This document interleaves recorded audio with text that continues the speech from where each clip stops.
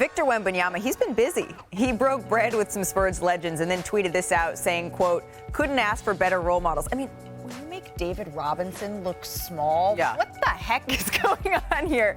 Now, Victor, he spoke about his introduction to San Antonio on Saturday during his first team press conference. Take a listen. Probably one of the best, in probably a couple hours, I learned more I learned more about the NBA than in my whole life before, It's such comforting to see that these people who are so important to the city of San Antonio and to the franchise are such kind people and generous because they genuinely wanted to share with me their experience. And, I feel like they've already started to take great care of me. We're thrilled that we're able to bring Victor on board. He's obviously a heck of a talent. Because of all the hype, he'll have a target on his back. So we'll be most interested in setting a framework and an environment where he's comfortable, where he can be Victor. Of course, anybody would be excited about getting the #1 pick in a draft. So I'm very excited. You don't want me to jump up and down, do you? Put on a show for you? I'd do a somersault, but I'd be out for 3 months. There's nothing that says I'm very excited like I'm very excited. Gotta love Greg Popovich. Danny, you know Pop well. You played 8 seasons with the Spurs. You played several years with Tim Duncan, and obviously they had that dinner there. But what do you think that he can provide specifically? What guidance for Victor? I think Pop, he's always great at humbling people, but Victor's coming in humble himself. You can tell in his interviews. His crying after everybody in the world knew he was going #1. He did too, but him crying shows that he's very appreciative and grateful for being where he's at. But Pop can definitely guide him to, I guess, be more efficient of who he is.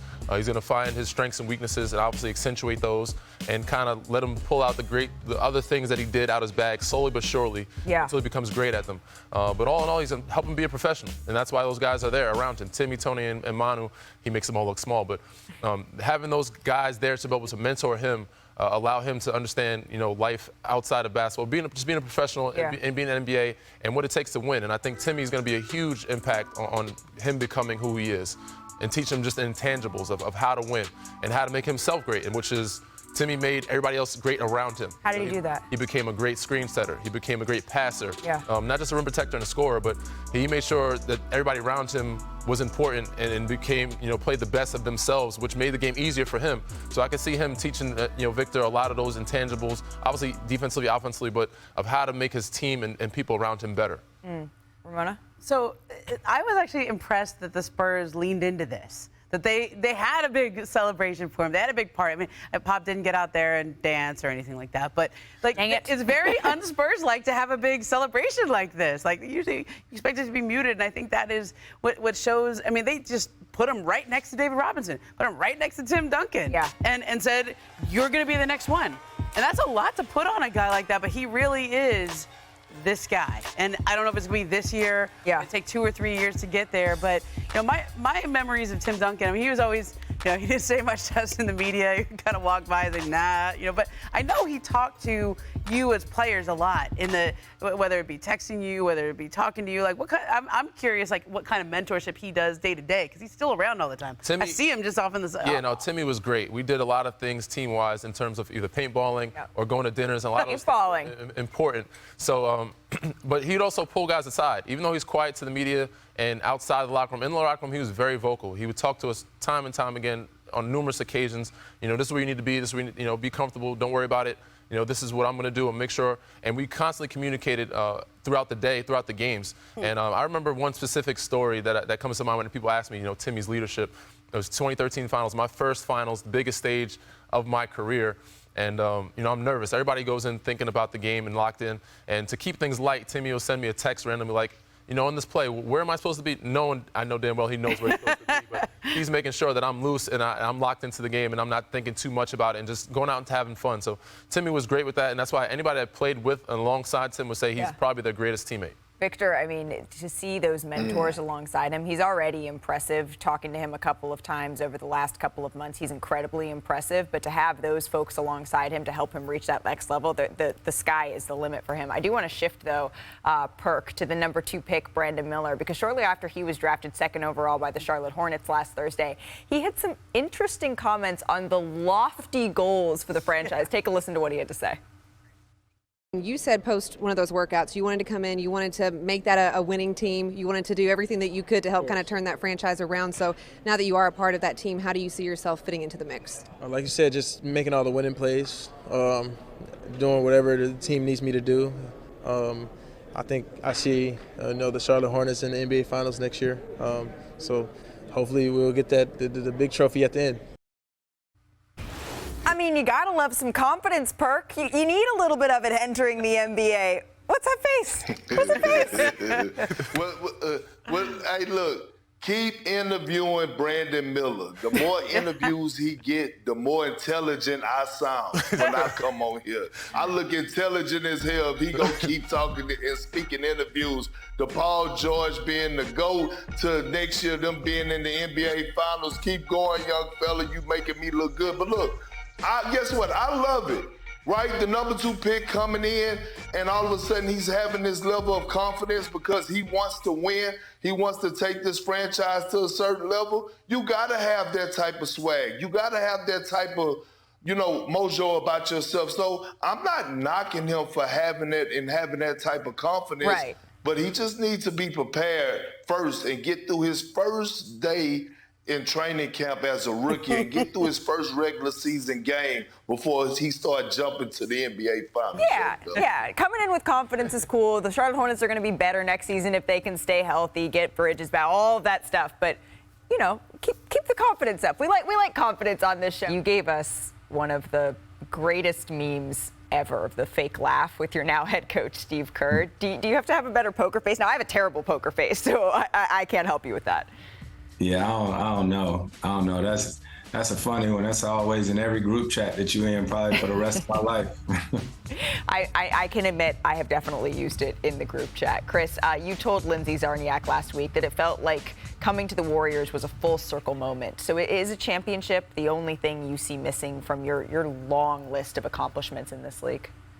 I would say so. That's pretty obvious. I played going to my 19th season, so every season it's been the same plan, go in and try to win a championship, and that's not going to change this year. Ooh, all right, free agency, it starts this weekend, and you know what that means. We need more of our front office insider, Bobby Marks. So, Bobby, no one understands the salary cap better than you do. So which team are you paying the closest attention to right this second? Malika, it's the Houston Rockets, and they control free agency. $64 million in cap space, a lot of different directions they can go in. Certainly, for a player like James Harden, the problem with going after Harden, that only leaves him with $17 million. This is the option that I like, splitting that money up. We're going to put Fred VanVleet in there. Okay. We're going to put Dylan Brooks in there. Ooh. And then we're going to do a little more shopping and go get Bruce Brown. Oh. Wow. That's how you do it as far as splitting up that $64 million in 3 players instead of 1 player like James Harden. Perk, what do you think? I actually love that by Bobby because now you actually could compete to get into the postseason and you bring in some veterans and still building for the future at the same time. I love it. Bobby, break down one more team for us here, the Kings. They made some interesting moves last week. How do you see them fitting into the free agency mix here? They are the wild card team right now. We didn't think they would be. $33.5 million, a lot of different things they can do. What they can do is they can bump up Domantas Sabonis' contract to $30 million. That would still leave them some room. Here are some power forwards they can go after. Okay. What happens if things go haywire in Golden State for Draymond Green? Jeremy Grant. They can certainly bring back Harrison Barnes. Maybe even a player like, let's put Kyle Kuzma in there and slide him in there. Sacramento has a lot of different options as far as how they can continue to tweak their option. Certainly with $33 million, that gets them a player like Kuzma, maybe even a player like Jeremy Grant. Wild card in free agency. What do you think of this one, Danny? Yeah, I like it as well. I think they should do more important focusing on Harrison Barnes, bringing him back. I think he's more of the team fit for them. If they can't get Jeremy Grant, I don't know if I like Kuz there as much, but I do think this does make sense for them to go after a guy like that, or space it the way the way Bobby spaced it anyway. They got a little taste of the playoffs last year, and you know that De'Aaron Fox wants to push it farther. Perk, what do you think of this? I don't like Kuzma there because Kuz seems like he want a bigger role, and they already got a culture there that's established of who their guys are. But Jeremy Grant would definitely be an upgrade, but I would love to see them bring back Harrison Barnes, a guy that they're familiar with in that locker room. Bobby, we spent some time earlier in the show talking about notable free agents that we could see on the move, players that could be shifting the landscape in free agency. Other than the two teams that we've talked about, is there any other player or team that you have your eye on as we inch towards Friday? I'm interested in what happens with Brook Lopez in Milwaukee. I mean, certainly Brook. What happened was Naz Reid coming off the board yesterday. That opened up. That basically gave Brook Lopez probably a $4 million pay raise right around there. And what happens if he does not re-sign in Milwaukee? What happens if he goes to a team like Houston? What's next for Milwaukee outside of bringing Chris Middleton back? I know that this is the question that is on Danny Green's mind. Yes, this is the guy who I talked about earlier. I think was going to be a big factor, and that's going to impact free agency. So whatever Brook does, I think is going to make a decision or decipher whether Chris Middleton does or not. Right. But he can definitely change free agency. He can change the whole organization of Houston if he does end up going there. Thanks for watching ESPN on YouTube. For live streaming sports and premium content, subscribe to ESPN+.